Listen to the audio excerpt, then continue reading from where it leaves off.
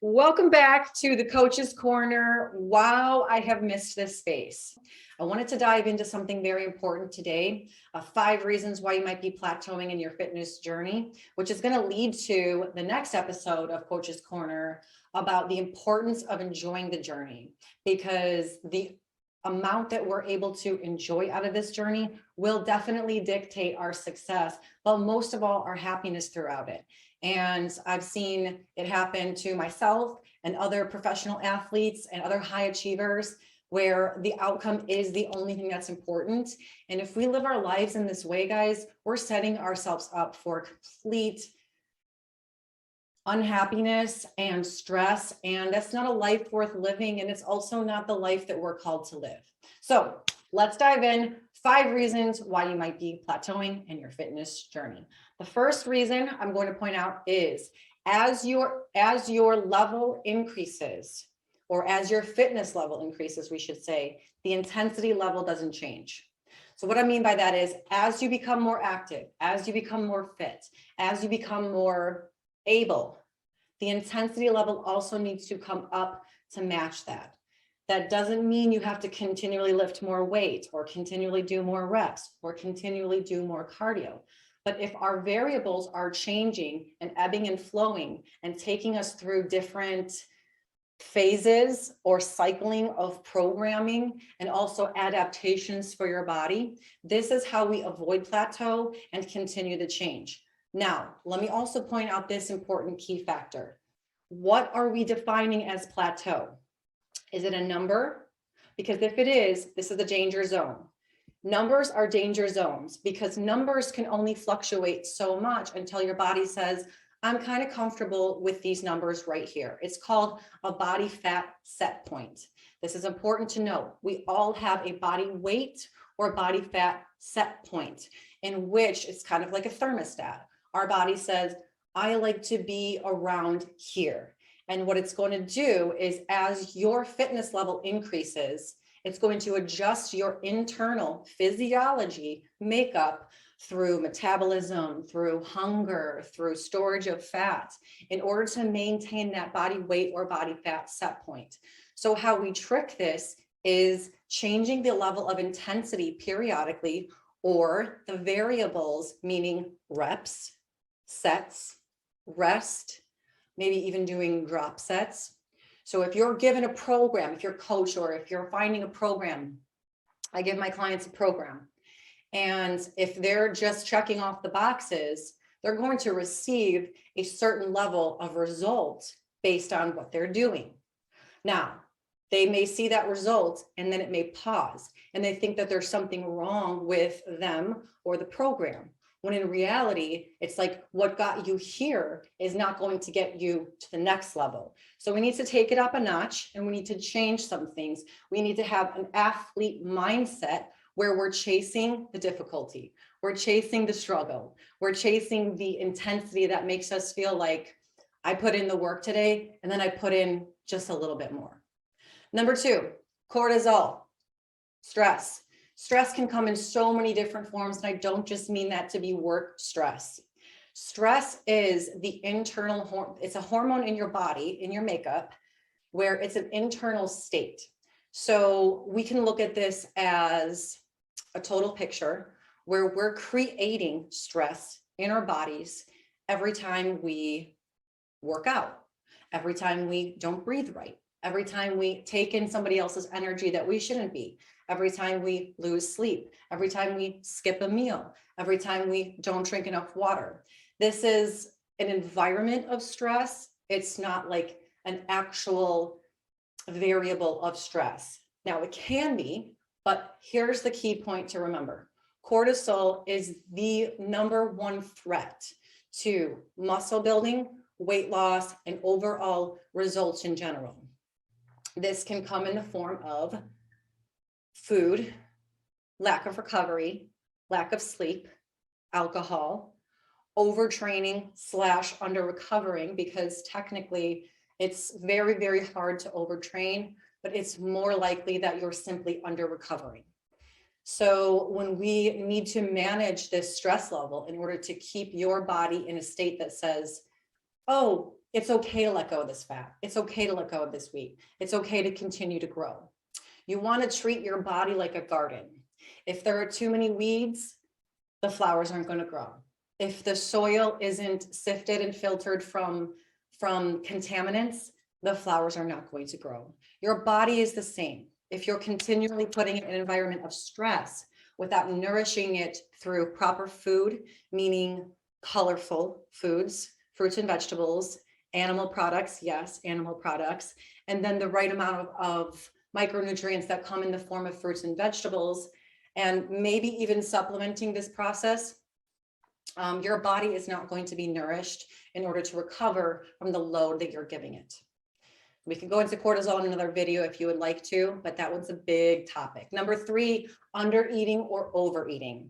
So sometimes we have these nutrition targets, we have these macros, and we think that we're eating a certain amount. We could be logging incorrectly, or we could be calculating incorrectly. Now, one of the biggest things I see in my coaching my clients is actually under eating.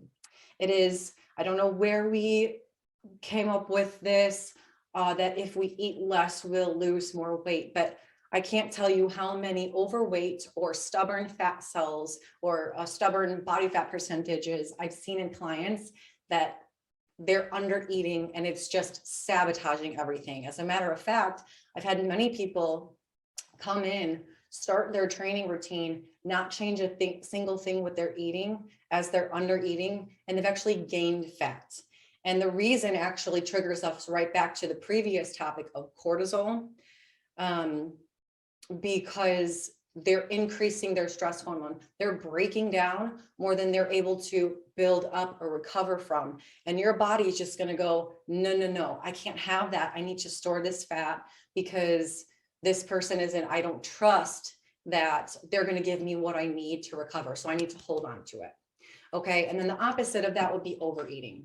And a lot of this actually happens over the weekends. This is one huge thing I see, is that we say, oh, you know, I log my food, I do these things Monday through Friday, and then I let myself go a little bit on the weekend. Hear me out. Balance is important, because what's not sustainable is not successful. So I agree with balance, but if we're sabotaging on the weekends, this could actually go so far as to counteract everything you've done throughout the week. And this is why you could be like on a hamster wheel, a hamster on a hamster wheel, spinning a wheel, is because you're busting your butt 5 days a week and ruining all of that over the weekend by eating out, alcohol, lack of sleep, and overall inactivity. So we have to be careful around those parameters. And generally, this is going to bring you to my next point, which is consistency. Now, we can talk about consistency and sustainability till we're blue in the face, but here's what it comes down to. You are better off working out 3 days a week and eating 85 to 90% on your nutrition plan than you are working out 7 days a week and eating at a 50% on your nutrition plan, or vice versa. The main thing to remember here is consistency is key. What's not sustainable is not successful. If you can be consistent over the course of, and have your eyes and sights set on, 3 years, 5 years, lifetime of this lifestyle, this is your number one road to success. It's like, I use this analogy with my clients a lot when they're getting to this point. When they're boom, boom, boom, on point with everything and they're consistent, we can see it happening. I can see it happening. And I say, okay, you're about to hit that wave, like a surfer, how they ride up to the wave. That's the beginning of your journey. They ride up to that wave. Then you see the wave coming. Okay. And this could actually be an obstacle in your way. You have two options in this moment. You can duck your board under the wave, or you can turn your board and get ready to ride. And what I see happening is when clients are hitting that consistency pace of, 3, 6, 7 months, I can see it happening. They're about to catch that wave. And as soon as they turn like that, boom, big results happen and big changes happen. And this is how you create that success over the long haul. Last one I want to talk about is a little bit different. Like I said, it's not what you would expect, but it's actually energetic blocks. There are energetic blocks that can come in the form of trauma, stress, thoughts, energy levels, beliefs about yourself. And this can come down to your language with yourself. But these come in the form of energetic blocks in your system. Now we have specific, you've heard me talk about this, specific epicenters throughout our body called the chakras, and they each are going to manipulate and affect certain bodily functions in that area. For instance, your sacral and your solar plexus chakra are all connected to digestion and bowel movements. And, you know, people can get stomach ulcers from blocked sacral and solar plexus chakras. And so when these are blocked, when they're stale, stagnant, slow, grungy, dirty, energy stuck in these systems, it can actually affect your metabolism, your mood, your digestion, your ability to extract nutrients from your food. So this is another reason why you could be plateauing in your journey. My best advice for all of this, guys, is one simple tip. Enjoy the journey and look at this as a lifestyle. If you do that, all of these things will come into play. And the last thing I would say to that is don't try to take shortcuts. There is no shortcut to hard work. And the only path to the results that you truly want is the actual work. It's very simple. Do the work, avoid the obstacles, don't avoid the obstacles, push through the obstacles, and have fun. Have fun doing it, because as long as you're having fun and you figure out a way where your body and your mind knows challenge equals growth, you become addicted in a way that's very healthy, because now you're seeking those challenges and taking those risks on a daily basis. And every time you do what you never thought you could do, you're building that thing we call confidence, and confidence will change every other area of your life. When you get on a confidence wave forward, game over, watch out, you will not be stopped. This will lead me to my next video about the importance of enjoying the journey and what could sabotage us from enjoying the journey. For example, focusing on others or comparing yourself to others, or even surrounding yourself with the wrong people. So thank you guys so much. I'm so glad to be back with these Coaches Corners. Gosh, it feels like forever, but the podcast and all the other things have been taking up a lot of my time. I can't wait to share with you what's been happening with me over the last 6 months to a year. It has been nutty, but it feels good to be back. I love you all, and please share the video if this brought you value. We'll be on YouTube again, so I look forward to seeing you guys there. Have a blessed day.